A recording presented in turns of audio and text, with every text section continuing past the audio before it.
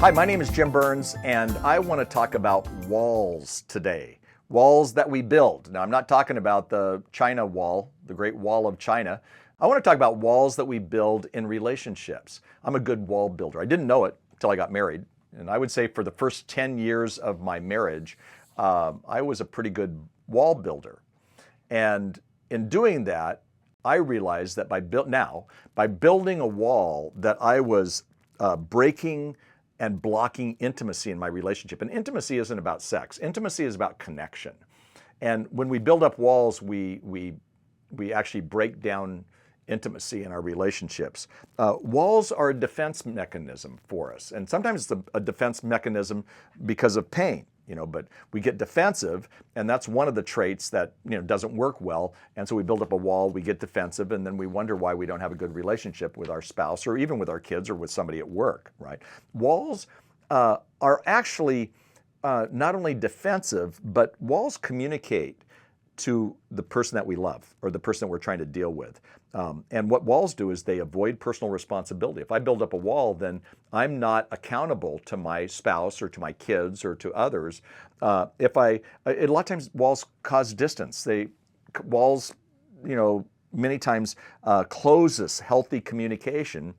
And, walls, sometimes we're just blaming others. So walls also protect. We build walls to protect against our own pain or our own fears. And again, I'm pretty good at this. Jim Rohn, who's a national speaker, says this: the walls we build around us to keep sadness out also keeps out the joy.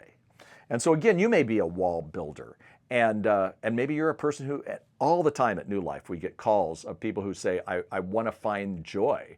But sometimes it's because we've built up our own walls around us, and it's scary when you kind of tear down that wall. See, walls divide, and walls separate, okay? And many times when people build walls, and I'm saying this from my own experience, is there are power struggles, there's emotional pain, there's loneliness, there's distance, there's a lack of fun and joy.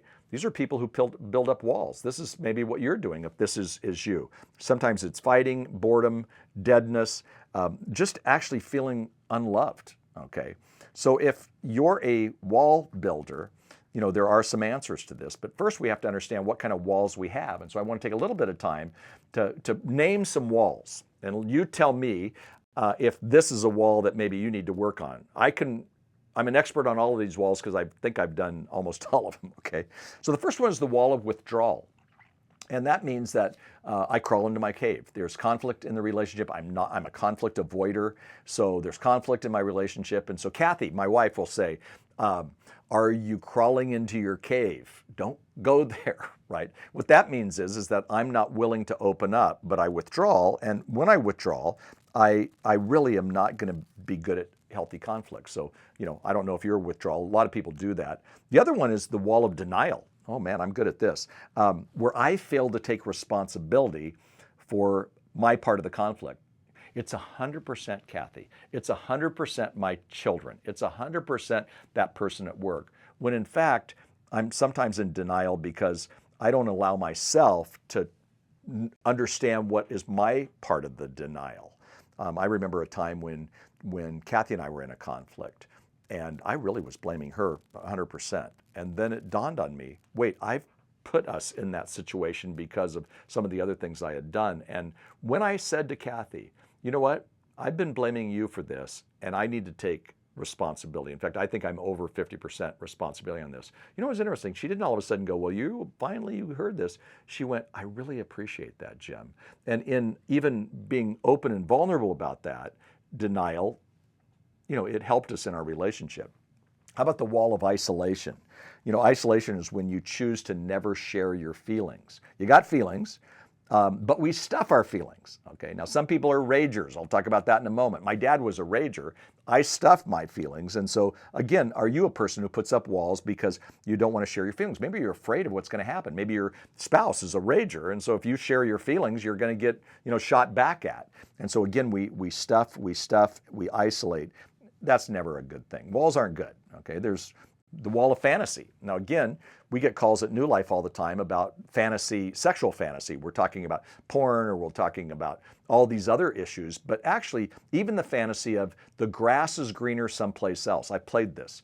When Kathy and I first got married, I mentioned, it hadn't been easy. So we had to work through our marriage. Today, we speak on marriage, we write together on marriage, but those first years were tough.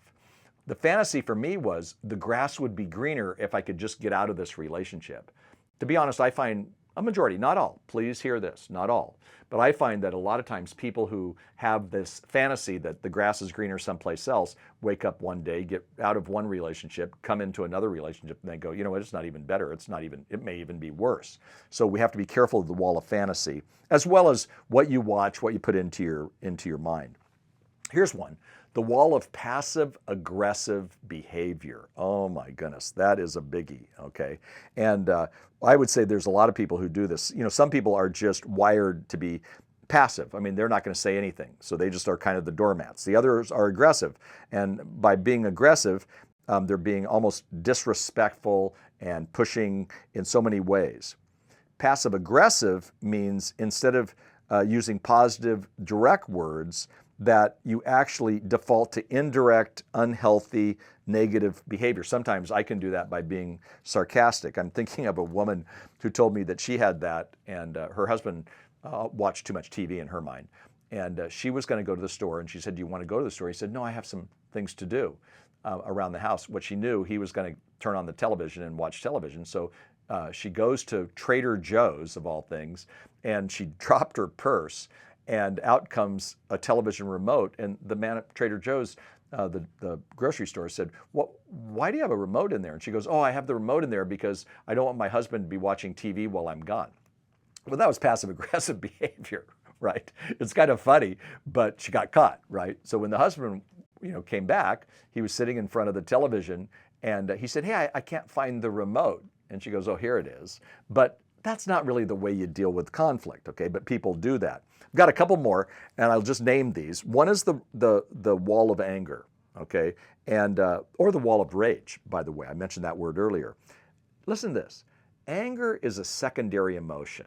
So it's important to get behind your anger. If you're an angry person, why are you angry? So anger is not good or bad. To be honest, the Bible talks about you can be angry. Don't let the sun go down on your anger. But I'm angry about some things that's going on, morality in our country and things like that. That's okay.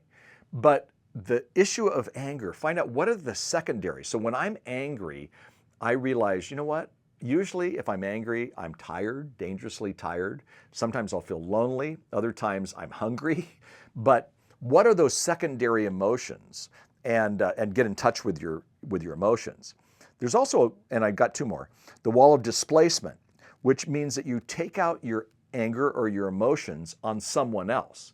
So your kids were at home and they were driving you nuts. And so when your husband comes home or when your wife comes home, you yell at them when it's not their fault, see? Or the boss did something horrible and then we come home and we take it out on them. That's called the wall of displacement. Do you do that?